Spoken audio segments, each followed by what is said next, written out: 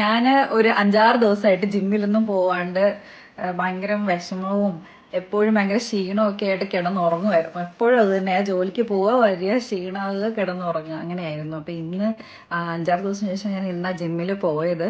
അപ്പോൾ കുറച്ച് ഉന്മേഷമൊക്കെ ആയി. അപ്പോൾ എന്തെങ്കിലുമൊക്കെ ഫുഡൊക്കെ വെക്കാമെന്ന് വിചാരിച്ചു. പിന്നെ ഇതിൻ്റെ അച്ഛനും അമ്മയും ജോലിക്ക് പോയതുകൊണ്ട് എന്നെ ഏൽപ്പിച്ചേക്കുമോ നോക്കാൻ വേണ്ടിയായിട്ട്.